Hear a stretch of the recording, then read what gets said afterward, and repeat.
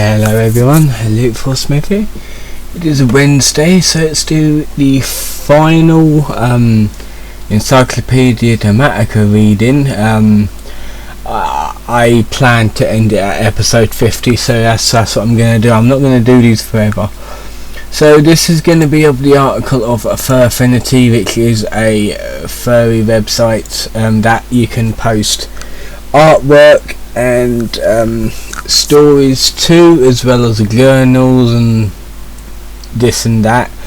It has quite a bit of controversy, especially because the owner of the site, and still is the owner of the site, is an open zoophile and possible paedophile as well, which I'm pretty sure all of the admins of the site are pedo zoos anyway. However, I copied and pasted it all in Google Docs, mainly because there is some images that I wanted to see if I can edit, and I could copy and paste the entire thing out of into Google Docs and basically use it to delete the pictures in the actual document itself. So most of the images are gone in the document. I managed to edit them out, but obviously some are still here. I didn't do them all, but some of the ones which are not really child friendly, because some had like porn in it. So we're going to be reading from the article on the Google Docs, obviously. FurAffinity is a furry site and community incorrectly valued at over $50,000 by its owner, and perhaps the greatest congregation of mentally challenged people online.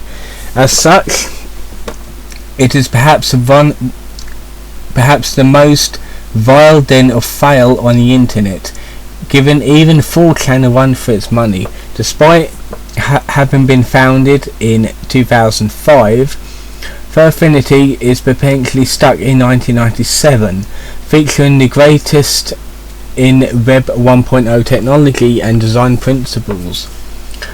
Trying to troll the forums is next to useless, because if the abusive mod fags don't get you, the insanity will. However, trolling is not limited to simply pissing off the mods, as you are about to find out. Which other types? Read on. Yeah, some pictures are gone, which the context probably won't be there, but I'm pretty sure you can actually understand it. So, the founding. FurAffinity was founded in 2005 after Cheesy Art told furfags to get the fuck out and stop posting and to stop posting the art. About 5 minutes after the Cheesy Art moderator post, some guy posted a link to FA, which had apparently been coded in them same 5 minutes. So it didn't take fucking long to code this website in. Shortly after the site's founding, they suffered their first hack attack and immediately blamed everyone who was not a porn-loving furry, and keeping them down. And this happened about 8 times in a row, until someone actually did hack the site by having a period all over it. Eventually, all the Crying Wolf actually did was attract the attention of a hacker, who proceeded to hack the database, and in a matter of time posted everyone's passwords to the entire internet. Fucking hell, a full docs of passwords.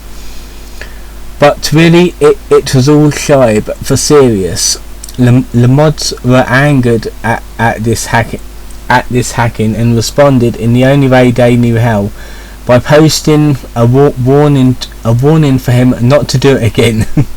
And also threatening to take that hacker to the internet courts, which no such thing as the internet courts. History of FurAffinity. The site, described as having more holes than Swiss cheese, FurAffinity runs on its own custom site software that was programmed by experts. The site has over 30 known security holes and vulnerabilities that the staff refuse to take action on because they are all lazy. Once these holes are exploited, the staff will often disable the feature instead of fixing it. The site is so poorly coded that users are using the same IP or ISP may spawn well, I definitely need a new mouse. This one's tricky. May spontaneously be logged on with other users' accounts. Of course, FA blames the ISP and not the crappy coding. The first time the site's broken code became public knowledge was in August 2007 during FurAffinity's United, the site's convention, when Dragonair logged into the FA over public Wi-Fi and promptly had its session snitched. In other words, he wasn't using a VPN. The person took control of Dragonair's account and added the following message to the site. Administer notice. I left some of the quotes in, by the way. We're sorry, our vaginas are currently full of sand. We're making pills here, folks. FAU rocks. We all got hand jobs from the gate and wherever that is hacked by Linian. Wow, where am I going? There you go. FA administrators promptly shit their pants and shut the site down for 48 hours. It would only take 3 more years, 2010, before FurAffinity finally implemented SSL for logins.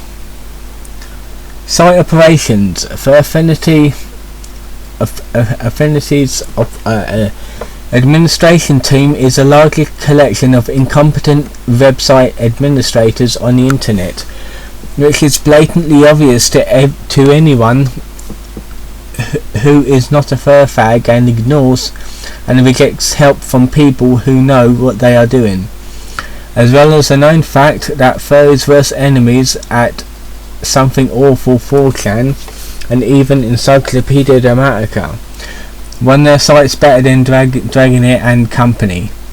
The entire site is kept alive by donations because Dragonair is too stupid to figure out how to monetize the site,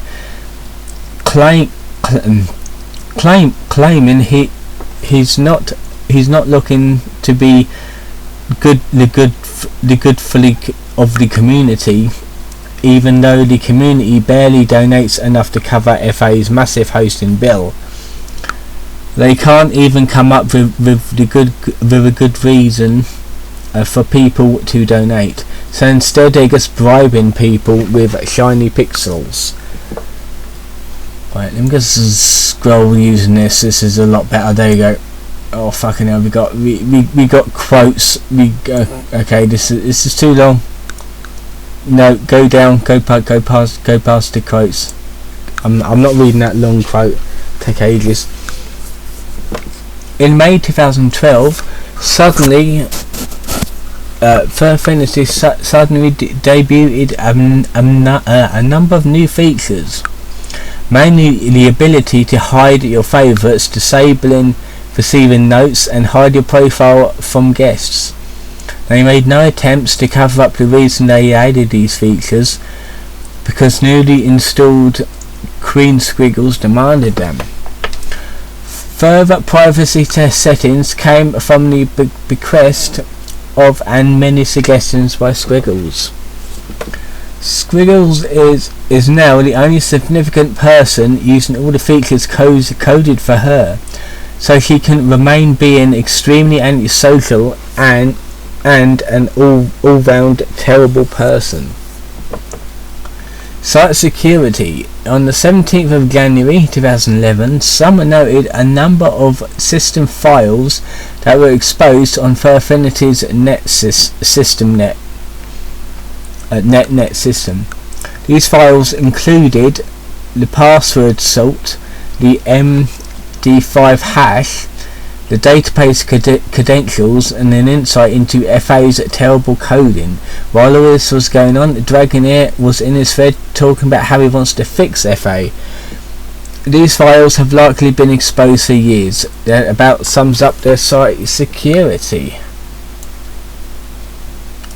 Let's scroll down a bit more. FurAffinity owns 10 of their own servers, because that makes their admins feel important. The 10 servers, along with their router and switch, takes up no more than 15 VAC units, and are housed in a cabinet almost 3 times bigger.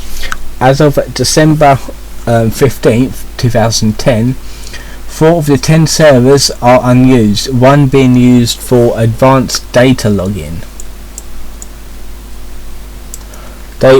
See installing cacti so they can see pretty charts. Prior to installing the aforementioned 4 unused servers, FA was using a cabinet 1/4 the size.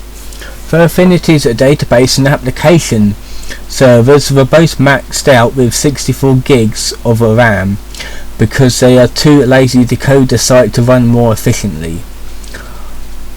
On July 2011, FA's 1.7 terabyte file server filled up before they had a chance to install a new one, as they planned, while a competent system admin or sysadmin may have noticed this months earlier and taken action then.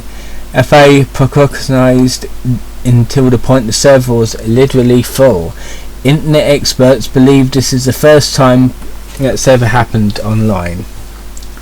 In other words, they're so incompetent they can't even run their shit right. Finances. As noticed in other parts of this article, FA is terrible at using money, because Dragonair is some kind of anti-glue. For example, in February 2011, Dragonair, because he was too lazy to fix the wiki support site, they had purchased a PHP, a knowledge-based script called KB Lance for $60. It was promptly discovered to be shit. It was promptly discovered to be shit that was coded even worse than FA itself. To top it off, later that night, the demo for said software was exploited and had Goatsy placed on it. It lasted for 24 plus hours, and it was quickly pulled offline, replaced the next day by another knowledge base that cost $50 a month. When users called him out on the forums and asked why he was insisting of spending money instead of just getting a media wiki, he deleted the thread. In other words, he's fucking scared. He knows that he fucked up. FA versus other sites. Dragonair is not afraid to show his opposition and hatred towards other sites, with the only thing keeping him relevant in the fandom. Often his rage directed towards Ink Bunny, a site similar to FA but launched in early 2010, with features Dragonair has been planning to add on FurAffinity for years. Now, in a fit of rage against Ink Bunny, you may hear him claim that offering prints on demand is almost as bad as being a pay site, even though a year before Ink Bunny launched, he was discussing how he planned on offering a pay on demand printing for FA. He'll also point out Ink Bunny is run by pedos, like that makes anything worse than the site run by retards and a dog fucker. To be fair, I have actually checked out Ink Bunny before. To be fair, it does look like a better run site than FurAffinity. FurAffinity is a little bit of a mess. However, it has been updated since this article came out. So yeah, merger with FurAffinity. On the 14th of July 2011, in the midst of more accusations that FA staffer Continuing to flee a sinking ship, Dragonet announced that FurAffinity was and the relatively unknown site Velocity.net were to share resources with staff, including development staff. Its new UI was placed on hold because of all this. In an announcement thread, Dragonet admitted that the merger talks has been going on for more than a year, but they had to hammer out all of the details like what does this mean and what's going to happen. Nearly a month later, one of the staff members had come over. DMI aka Gavin, the owner of Velocity, is now co-owners with Dragonair, and nothing else has happened. Dragonair channels Donald Trump. On August 16th, 2011, Dragonair and new co-owner Gavin finally sobered up enough to install the new staff, but they weren't sober enough to communicate this to the existing staff, meaning some staff members were fired without warning. That's a fucking dick move, that is. And Archie's Nye, who is mentioned elsewhere in this article as being one of the few people on staff that speaks out sometimes, was deopted on accident. I think that's a spelling error right there. To top it off, the majority of the new staff has never been on FA before, meaning either Dragonair knew about the existing staff, is mostly made up of man-children and idiots, or is completely out of touch on how promotions usually work. Of course, the coding team was left untouched, despite the addition of the new coders being a big deal on the merger announcement. The great staff exodus. Yeah. Just a little over 2 months later, some new fags from B/4, there'd be 1337 and Doxy FA staff. What resulted was a text file full of Hure's information and instant messenger accounts, and pretty much anything that you could get through that you could get through Google. This gave a full tour of several newly installed Velocity admins to excuse to bail out, citing hostile admins, a badly broken administration, and a weak, unprofessional, childish original staff. So nothing new. Another original admin quit the same day, and a few days later yet another Velocity admin left. In just under a week, 5 out of 7 Velocity admins left, or a grand total of 1/4 of the entire staff. So in other words, merging was a bad idea. Shout spamming. Yet another furry by the name of Jamie Corbin butthurt over a civil but negative view on the suicide of Gitzes unleashed a raging fury of spam by fingering the F5 key like it was shit encrusted arsehole, uncovering a completely new way to fuck over FA. This proves once again that Yak had no idea what he was doing. In fact, there might be speculation that he fucked over the site on purpose. The user was promptly banned and now most likely sucking dick to get back to spamming people's pages he does not agree with. Modes. FurAffinity FurAffinity has a very frequent tendency to go into one of 3 modes, where certain features don't work until they take back into the rarely cited normal mode. Presumably they changed the severely admin area, or known YAC, it's probably the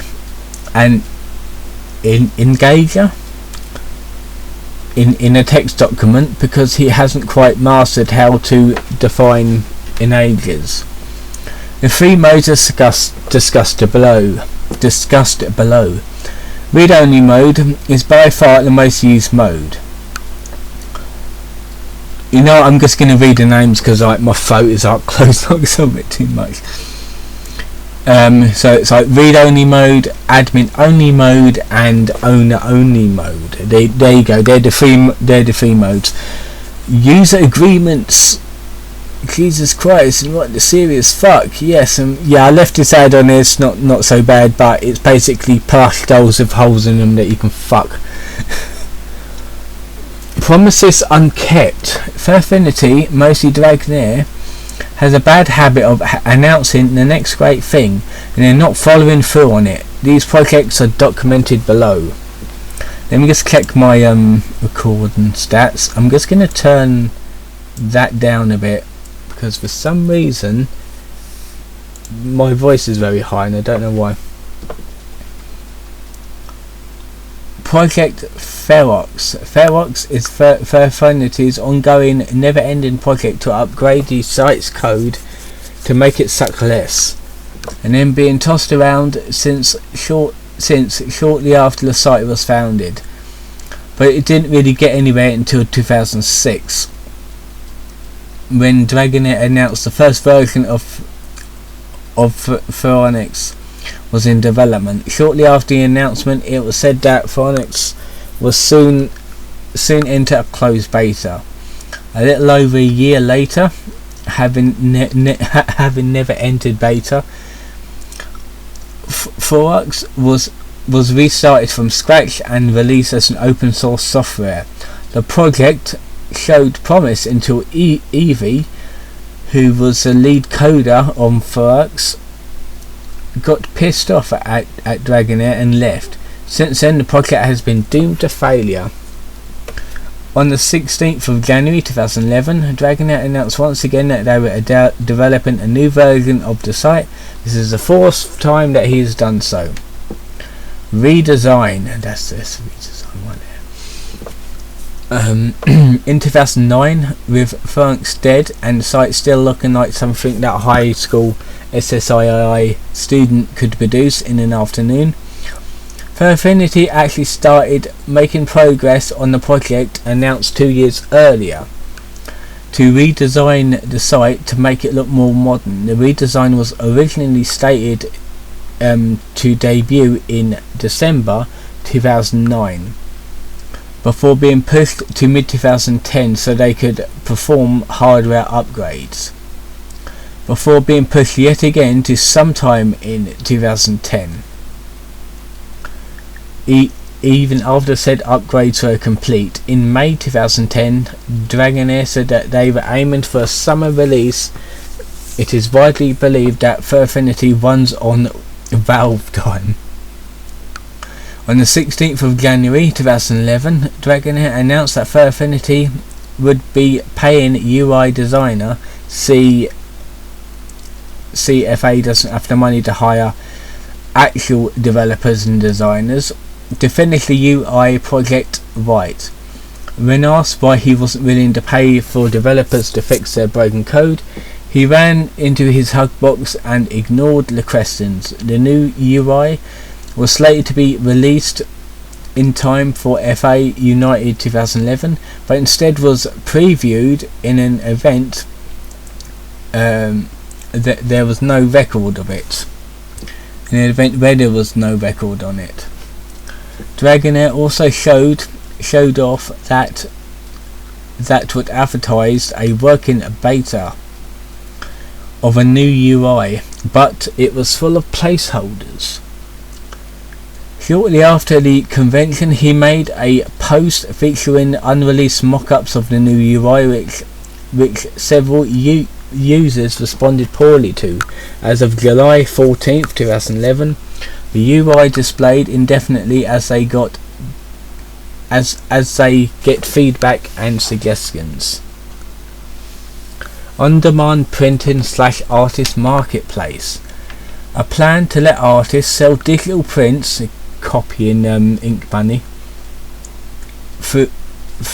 of their art through FurAffinity was in the works from sometime in 2017 or 2018. This was even listed on Dragonair's resume, despite the fact that he doesn't know how to code before. The project was still in the works in early 2009, but it's seemingly abandoned after Ink Bunny has been offering similar services. Hosting. At some point in early 2010, Dragonair thought it'd be a good idea to run out and buy some second wave web server with the intent of offering hosting on it. This service was supposed to launch in mid to late 2010, but never materialized. The server was currently hosting a service of virtual machines. Yes, they give the following its own virtual machine and own IP for the FA ad server and FA Wiki, FA United and IRC server, an IRC server and a mail server, and their URL shortener discussed below. Of course, Dragonair likes things the way they are now, and if you're one of Dragonair's buddies, you can have your own hosting for free, paid for by community donations, creating a hosting service that would work. And Dragonair has a tragic allergy to work that prevents him from exceeding any effort of anything at all. PSS MS URL shortener. The opossum's URL shortener, because there's not enough of those on the internet already, found that so clever URL PSS MS was a feature that was randomly announced in August 2010 and advertised on the coming very soon to FA. One of the big features of the service is having will have a whitelisting. Sites that are safe and secure will be put on the whitelist, so clicking the link takes you directly there. Non-whitelisted sites will display a warning. In February 2011, FA installed a firewall and blocked access to the PSSMS coming soon page. It was believed this project is deader than Michael Jackson and JFK. Filters. Shortly after the first cub porn debate, fucking hell, Dragonair announced that cub art was going to be allowed to stay on FA, and the reason being was that soon a feature where you could filter out submissions based on tags that was coming out in the new future. When cub porn was finally banned for good 4 years later in 2010, there were no filters in place. Well, at the minute it's got it's actually got a thing that you can click and it will turn off adult art, and you can click it again and it will basically turn on adult art. So in other words, if you want a safe for work experience, then you got to turn off the adult art thing. But I'm not quite sure if that covers the cub porn, because obviously Dragonair will want that to be seen by everyone apparently. Other FurAffinity also claimed to be working with over 9,000 other features, ranging from gallery folders to profile badges for donors and much more. In the end, FA has changed very little since 2005 and is likely to stay this way for the foreseeable future. The FA staff and various faggots hang out with FA, reviews FA as their own personal property. Personal property paid for by community donations, of course, including including one box with a RAID server and over 9,000 insecure legacy services exposed. There's also an unexplained redirect to a retail site that just happens to be in the same country as one of those coders. Guess which one? Hint. Who's the only one coder? Of course, when furries question where the money's going, it's all about it. Then it's all about the community. The staff, because at least 100 staff members have resigned recently. The section needs more context. Please. Okay, that's fine. So let's have a look at the staff, shall we? Where are we going? There you go. While most website administrators and staff take great pride for their website's hard work and great pride in their website and work hard to improve the site to be its best, the site of FurAffinity is made up of egotistical fucktards who are far lazy to do anything to make the site better. FurAffinity's admins are a varying collective of emotionally insecure and socially awkward rejects who haven't even a single clue of what to do when it comes to having the responsibility to be a site admin. This certain flaw also applies to FurAffinity's forum goers as well. Forum goers and pretty much the entirety of the site that can be exploited in order to achieve dickheads of lols. Dickloads of lols. There we go. FurAffinity's staff is notorious for their constant inconsistency of enforcing site rules, and when called out on this, they refuse to answer. While the FA forums, White Knights Brigades tells everyone that the staff doesn't have to answer your question because Dragonair is the dear leader and the word of the law is law. Regardless that the site stays afloat because of the donations of the community. So, Dragonair. Yeah, we already did an article on Dragonair. That's one of the first CD readings we did. Dragonair, aka Sean Pitchy, is the lead administrator and owner of FurAffinity. In this position, Dragonair does nothing except deal with drama, ban people, and complain about how hard his job running FA is. Dragonair is also FurAffinity's version of Baghdad Bob, often having to cover up embarrassing site attacks or his own stupidity. Some of these events are featured later in this article. Dragonair is the furry's best friend forever and plays nice with people and flames them in private, or IRC, drowns any serious discussion with lolsy quotes, memes, and vomits some unfunny YouTube videos such as Leroy Jenkins.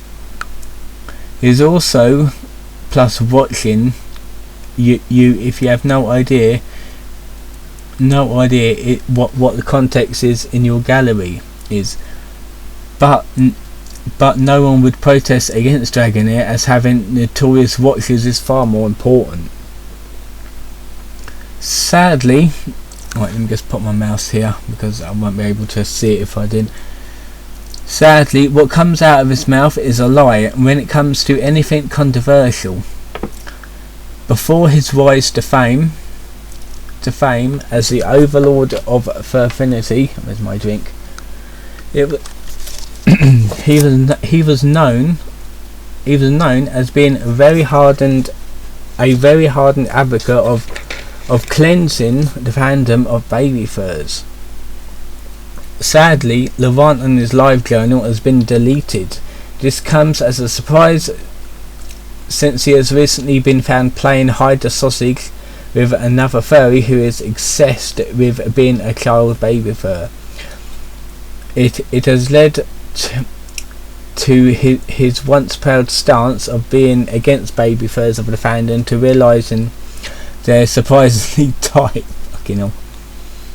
He can filling around, and his new fling can be found on the user page at Kipfox. His gallery is filled with a lot of art, which is most of which is a cub persona that he likes to take up the butt while secretly an aging neckbeard that lives in his mother's basement. Oh, this is hard on my throat, to be fair. This is a long article, Jesus Christ. How long have I been recording them all? 35 minutes. I'm glad this is my last ever one. In a forum of trolling affecting more Dragonair remains so-called hate art, it requires to draw his lovely persona being injured or dead. If you want to be perma-banned, it's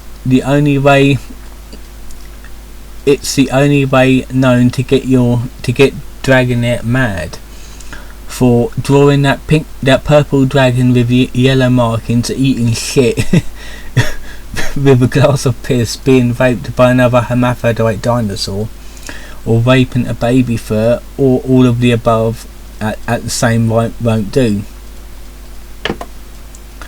Other methods consist to talk sincerely about the fandom at Tyra Banks' show, or to purchase a biosuit specifying what it is made of.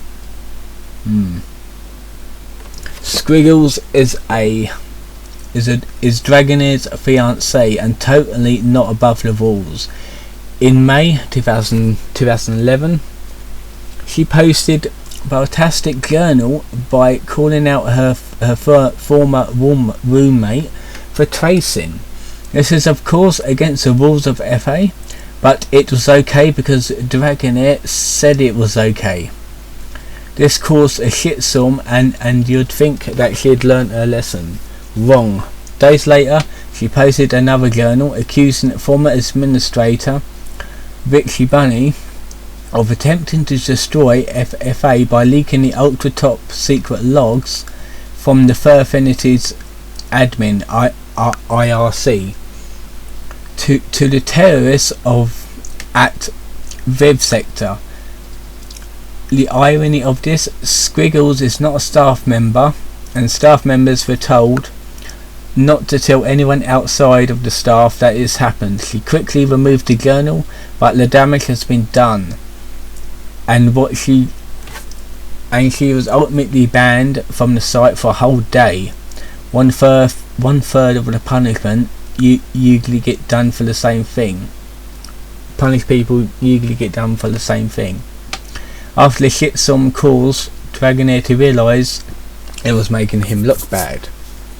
In February 2012, Dragonair finally made Squiggles an admin, sealing FA's fate. On June 2012, Squiggles stepped down because her hand flippers were getting too fat to operate the keyboard further, and nothing of value was lost.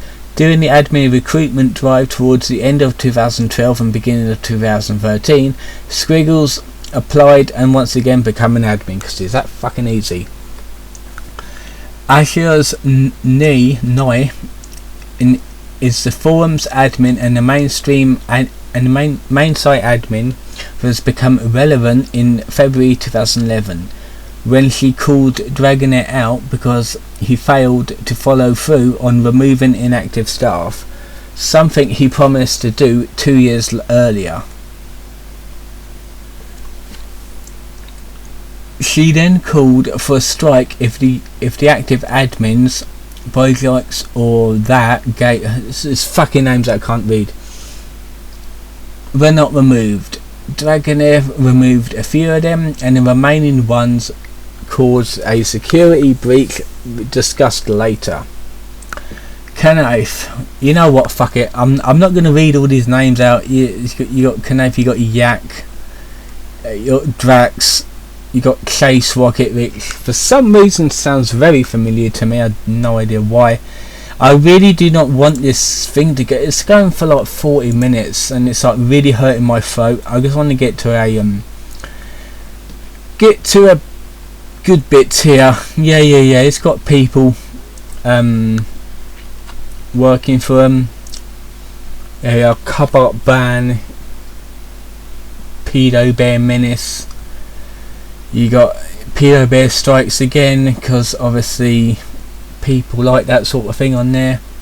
Ban Hammer, lots of people get banned for like minor things. Other drama and events, monetizing the site, downtime hacking. FurAffinity gets hacked a lot, and I mean a lot. I think it went down a couple of times this year also. You got some outages, you got some leaks here. 2015 sellout. Yeah, you managed to sell FA with the actual corporation called UMVU. Their faggotry continued unveiled. Yeah, I do think he did sell it, to be fair. It does look different. He got hacked again in 2016, and there you go. So yeah, I really did not want to read all of that. That would have took like an hour and a half, because yeah, it was giving me a headache, to be fair. It really was. I know I really wanted to read it all, but it was all the same fucking shit. FurAffinity is a terrible site, and yes, even though I'm on it, I don't really use it as much, and I like to check out the drama, essentially. That's the only reason why I'm on it. And yes, I did get banned once, a long time ago, like years ago, because they do IP ban you, and when you log in, when you set up an account, it displays your IP address. So they grab your IP address. I don't know what they do with it, but they got your IP address. I actually re-registered, I think it's like in 2018, 19, I can't really remember, and I used a VPN, which VPNs give you a new IP address. It masks your original one, so they basically got my account on a IP address that's not even mine. So there you go, that's how I'm ban evading. But yeah, so hint of advice: if you're banned from a site that logs your IP address, so if they IP ban you, just get a VPN or turn on your VPN and re-register. There you go, easy. So I'm going to leave it here.